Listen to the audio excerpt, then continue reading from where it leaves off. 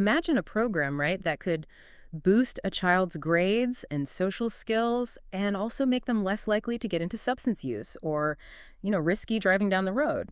Sounds almost too good to be true, doesn't it? It really does. Yeah. But the fascinating research we're digging into today suggests these kinds of, holistic approaches aren't just possible. They're actually really effective. Welcome to the deep dive. Today, we're unpacking a whole stack of sources on something called Raising Healthy Children, or RHC.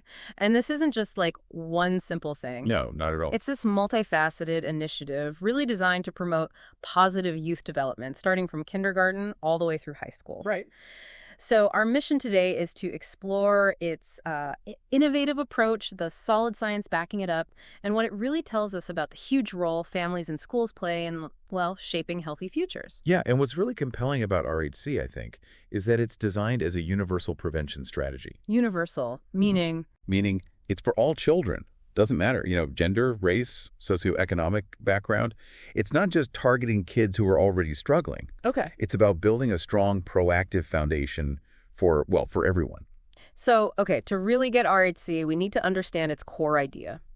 It's all about boosting a child's strengths, they call them protective factors, and at the same time reducing the obstacles or risk factors that can lead to problems down the line. So the goal is preventing bad behaviors and academic failure. Exactly. And this isn't just some untested theory, right? It's got a promising rating from Blueprints, which, as I understand it, is a pretty high bar for these kinds of programs. It is, yeah, quite rigorous. And that universal prevention piece is so key. Instead of waiting for problems to pop up, RHC actively tries to build resilience from the start. Right. And it does this by engaging three key groups: the classroom teachers, the parents, and, of course, the students themselves. It gives them developmentally appropriate support, basically from first grade right through 12th. And the underlying idea is? The underlying goal is really to lessen any negative impact on students by providing services directly to the family unit. It sees the family as central. That's striking how it moves beyond just the individual kid. It really gets that their whole environment matters. Right. So let's start with the teachers. What kind of support are they getting here? Well, for teachers, it's really about equipping them with practical classroom skills. Things like proactive classroom management, how to foster cooperative learning, boosting student motivation, even specific reading strategies. But what's crucial, I think, is the hands-on support. Project staff provide coaching right in the classroom after the workshops. So they see it in action. Exactly, to make sure the strategies actually get used. Plus, after the first year, they have monthly booster sessions just to keep those skills sharp. And they even provide substitute time so teachers can go observe other RHC teachers using the strategies. It's a great way to really embed those new practices. That sounds incredibly practical, that peer observation idea. Okay, so what about the parents? How does RHC bring families into this? Because that feels like a huge part of the puzzle. Oh, absolutely huge. The parent component is often run by school home coordinators. Now, these are usually teachers or specialists who have experience working directly with families. Okay. They offer things like 5-session parenting group workshops, other workshops on specific topics, and even in-home problem-solving sessions if needed. And what are parents actually learning in these sessions? Is it general advice or? It's pretty practical. Key areas focus on family management skills, be the day-to-day stuff, and also strategies for how to help your child succeed in school specifically. Got it. And to keep things going, there are monthly newsletters that reinforce the ideas and maybe add a little extra content. Keep parents engaged. Okay, so teacher-supported, parent-supported. How does RHC directly involve the students themselves? What's their experience like? Well, the student part includes things like summer camps, mainly for kids who might be having some academic or behavioral issues, maybe recommended by a teacher or parent. Right. And there are also individualized in-home services for students referred for specific problems. Yeah. So it's quite personalized support where needed. What's really impressive, I think, is that RHC isn't just an elementary thing. It goes all the way through middle and high school. How do they keep that going as kids get older? That seems crucial. Yeah, they adapt the interventions. For individual students, you might see after-school tutoring or study clubs in grades 4-6. Okay. Then later, maybe individualized booster sessions or group work in middle and high school. For families, the group and individual sessions continue up through 8th grade. And high school. In high school, they often do booster sessions through home visits. Parents and students complete assessments together, which helps target skills based on, developmental risks relevant at that age. Yeah. And the teachers keep getting staff development workshops through 7th grade too, so there's consistency. And I saw something about a specific high school piece called Safe Drivers Wanted.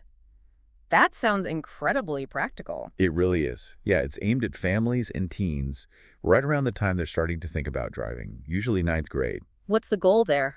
The goal is to improve the teens' decision-making skills about driving, clarify the laws, help parents set clear guidelines, and develop plans for, compliance and consequences. Right. Basically trying to lessen impulsive behavior, risk-taking, negative peer influence, and especially driving under the influence. And how do they deliver that? Just hand out flyers? Oh, no, it's more involved.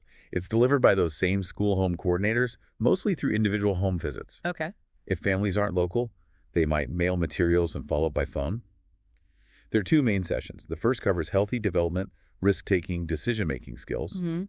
And the second one, usually after the teen gets their license, helps the family fill out a specific driving contract to set those clear rules and expectations together.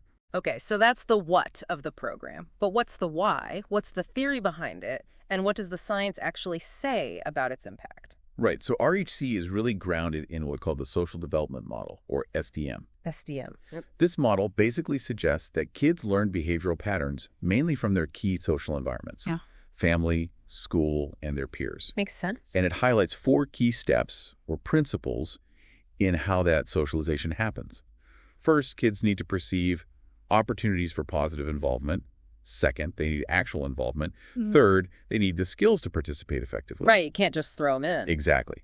And fourth, they need to perceive reinforcement, feel rewarded or acknowledged for that positive participation. So if I'm getting this, SDM is about feeling like you belong, actually getting involved, having the skills to do it well, and then getting positive feedback for it. It feels very human. Is that why RHC hits all those different points, teachers, parents, kids? That's precisely it. RHC aims to support and enhance those 4 processes: opportunities, involvement, skills, reinforcement across all those key settings: families, classrooms, peer groups. Okay. The big picture idea is building this strong social bond, this supportive web around the child that naturally encourages pro-social behavior and helps prevent problems. And what specific risk factors or protective factors is RHC trying to influence with this model? Well, it directly targets known risk factors like having low commitment to school or poor academic performance. Those are big predictors of later issues. Right. And on the protective side, it works to enhance things like problem-solving skills, refusal skills, saying no to peer pressure, and general social interaction skills. Mm-hmm. It also tries to boost opportunities for positive involvement, both with parents and in school activities, and really importantly, increase how involved parents are in their child's education. All critical building blocks. Which brings us to the bottom line. Did it work? What did the study show? I know there's a big one, a cluster randomized controlled trial. That's a pretty strong research design, right? It is, yeah. Very robust. A cluster RCT means whole groups, like entire schools, are randomly assigned to either get the program or be in the control group. This helps make sure any differences you see are likely due to the program itself, not some other factor. Okay. And this study followed students for years, starting when they were in 1st and 2nd grade. And the findings were quite compelling. Well, 18 months after the start, compared to the control group, the RHC kids showed significant increases in academic performance and commitment to school, according to both teachers and parents. That's a good early sign. Definitely.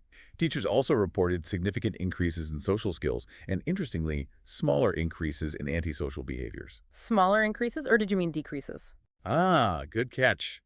Yes, smaller increases in antisocial behaviors relative to controls, meaning the control group's antisocial behavior likely increased more over that period. So a relative improvement for the RHC group. Got it. But I remember reading a little nuance about that antisocial behavior reporting. You're right. While teachers saw that positive shift, the parents' reports and the kids' own self-reports didn't show significant differences in antisocial behavior at that point. Interesting. Yeah, it highlights how different people can see things differently, or maybe different behaviors are visible in different settings. It's important to capture those multiple perspectives in research. And these weren't just short-term effects, were they? What about later on, like with substance use in adolescence? That's a huge concern for parents. Right. Following the kids through grade 10, the study found that the RHC students showed a significant decline in the frequency of alcohol use. Frequency, okay. And they also showed a greater linear decline in the frequency of marijuana use. which means not just using less at one point, but a steady decrease over time compared to the control group. That's pretty impressive for long-term impact. Were there any areas where the substance use results weren't significant? Yes, it's important to be precise. The study didn't find significant differences in whether kids used alcohol at all versus not using it. Okay. Or in the overall growth rates of marijuana use over time. And there were no significant effects found for cigarette use outcomes at all. So it shows specific, targeted effects, not necessarily a wipeout of all substance use. Okay. And shifting to the safe drivers wanted part, did that actually make teens safer drivers? It seems so. By 11th or 12th grade, the teens who got that component were significantly less likely to report driving under the influence of alcohol. That's huge. And also less likely to report riding in a car with another driver under 21 who'd been drinking. And what about that driving contract idea? Did families actually use it? They did. The RHC students and their parents were significantly more likely to report having a written driving contract. And interestingly, the students were also more likely to say they had input in making those rules. So more communication. Exactly. Now, the study didn't find differences in things like getting traffic tickets or having accidents or even just getting a license. The impact was really focused on those specific, safer choices and family communication around driving. Right. Now, this study was done in suburban Seattle, mostly white participants. Did they look at whether it worked equally well for different groups? They did, and that's a really important finding. Subgroup analyses found the benefits were pretty much equal for boys and girls, and also for kids from different family income levels. That's great for generalizability. It really is. Yeah. It suggests the program's core principles work across different demographics, which is what you hope to see. So RHC is clearly a strong model. But our sources also looked more broadly, didn't they? At how just everyday family life outside of formal programs shapes kids. What did that research show? Yeah, it's fascinating. It really zooms in on the power of routine interactions. For instance, research shows that engaged family meal times, talking, interacting, are linked to fewer asthma symptoms in kids and better sticking to their medication plans. Wow, really? Asthma? Yeah. When meal times were more distracted, symptoms were worse. It's a surprising link between family dynamics and physical health. That is surprising. What about screen time? That's always a big topic. Well, the research suggests that actively watching educational TV with a parent and talking about it helps young kids connect what they see on screen to the real world. Okay. But just having the TV on in the background, that actually seems to reduce the quality and quantity of parent-child interaction, especially for younger kids. Good reminder. And for older kids, what about handling conflict or aggression? How does parental support play in? For middle schoolers, it's pretty clear. When parents consistently support nonviolent ways to solve problems and actively monitor what their kids are up to day to day, those kids tend to engage in less physical aggression. On the flip side, if parents seem to support fighting, aggression tends to be higher. Active monitoring also helps buffer against negative influences, like problematic friends. So, consistent messages and staying involved makes sense. How does a parent's own mental health fit into this picture? Oh, it's hugely important. Studies clearly show that when a parent's depressive symptoms decrease, their children's symptoms across various areas tend to improve as well. It really highlights the need to support parents' well-being for the sake of the kids. And can interventions actually help parents facing those kinds of struggles? Absolutely. There are culturally informed interventions, like one called Parent Corps for diverse families, and programs like Child First that connect high-risk families to community resources. Both have shown real success in improving parenting practices and boosting child outcomes, like language and behavior, while reducing parent stress. Okay, so strong families are key. But schools obviously play a massive role, too. What did the research say about the school environment? Yeah, stepping back a bit, schools are so much more than just academics, right?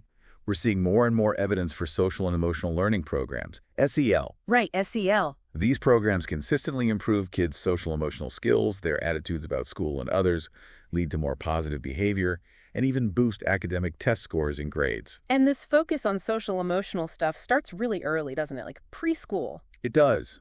Preschool programs that really emphasize social emotional development, like the Chicago School Readiness Project, show gains not just in self-regulation, but also in academic skills like vocabulary and early math. Interesting link. And there's another Chicago program, the Child Parent Center Education Program. It had really strong family engagement. The long-term benefits were incredible, lasting well into adulthood. What kind of benefits? Lower rates of needing special education, lower rates of grade retention, less child maltreatment, fewer juvenile arrests, and higher educational attainment overall. Just really profound impacts. And I remember the cost-benefit analysis for that one was just staggering. It really was. For kids who participated just during preschool, the estimated return was 10.83 cents for every single dollar invested. Wow. That's an incredible economic argument for investing in high-quality, comprehensive early childhood programs. What about things like school-based mentoring? Do those programs make a difference? They do. Programs like Big Brothers Big Sisters show maybe small, but still significant gains in academic performance. And importantly, they increase the likelihood that at-risk kids will have at least one supportive adult relationship in their lives, which can be absolutely crucial. And can schools tackle really serious issues like bullying or conduct problems effectively? Yes, there are specific programs for those too. The Kiva anti-bullying program, for example, focuses on bystanders, teaching them empathy and how to support the victim. Studies show it reduces how often kids are victimized and how often they bully others. And then there's the Fast Track program. It's an early intervention for kids, showing high levels of conduct problems early on. It actually reduced the rate of psychiatric diagnoses for conduct disorder by half for the kids who got the intervention compared to the controls. Reduced by half. That's huge. It really shows the power of intervening early and comprehensively when kids are on a risky path. Okay, let's shift gears just a bit. The sources also touched on work roles, parents' work, teens' work, and how that impacts development, which maybe isn't the first thing you think of, but it's relevant. Yeah, it's an interesting angle. One key finding is about the quality of both the home environment and childcare. They both matter a lot. Okay. Kids who experience what researchers call double jeopardy, meaning low quality in both home and childcare, tend to have more behavior problems. But here's the encouraging part. High-quality childcare can actually act as a buffer. It can compensate for a less optimal home environment. That's a powerful point for quality childcare. What about moms working outside the home? Well, employed mothers can bring in crucial resources, obviously, and also serve as positive role models regarding work. There was an anti-poverty program called New Hope that gave families income supplements and help with childcare. The kids in that program ended up being more involved in career planning later on and were less cynical about work in general. But wasn't there also a sort of counterintuitive finding about maternal employment and kids' weight? Yes, that was surprising. It seems maternal employment is related to some child weight gain, particularly for older children. Why is that? The researchers speculate it might be because older kids with working moms have more independence around food choices and maybe don't always make the healthiest ones. It suggests a need for support around healthy eating, specifically for those families. Okay. And what about teens working? Is that good, bad? Depends. It seems to depend on the hours. Working more than 20 hours a week during the school year is linked to lower engagement in school and more problem behaviors. Okay, more than 20 is the threshold. Right. But working moderate hours, 20 or fewer per week, doesn't seem to have those negative effects. It's about finding that balance, it seems. So, knowing all this complex stuff, how does a program like RHC actually get put into practice, on the ground in a school or a community, and what does it cost? Well, the group that developed RHC, the Social Development Research Group at the University of Washington, they provide training and support. They often use a train-the-trainers model. Meaning they train local people who can then train others in their own community teachers for staff development, leaders for the parenting workshops. It helps build local capacity and makes it more sustainable long-term. Right, build it from within. And the cost, what's the financial side look like? Well, the training for teachers runs about $950 per teacher for the first 2 years. Then it drops to $500 for the third year. Okay. And training the parenting workshop leaders costs about $4,500 for a group of 12 people. So let's try to make that concrete. What might it cost for, say, one average-sized elementary school to implement RHC? Okay, so if you had a school with maybe 12 teachers participating and you trained 4 parenting workshop leaders, the first year cost might be somewhere around $56,900. Okay. And per student? If that school has, say, 300 students, that breaks down to about $190 per student for that first year. $190 per student per year. You know, considering the potential long-term benefits we've been talking about, better academics, less substance use, safer driving, that actually seems incredibly reasonable. It does, especially when you weigh against the costs of not intervening costs related to special education, juvenile justice, healthcare later on. Right. So how do schools or communities typically pay for something like this? Where does the money come from? It's usually a mix of sources. Programs like RHC can tap into existing public education funds, like Title I money. State and local general funds can be used. There are also federal discretionary grants, private foundation grants, public-private partnerships, and even community fundraising efforts, like through PTAs. It often takes cobbling together funds from a few different places. So wrapping this all up, what does this mean for you, listening right now?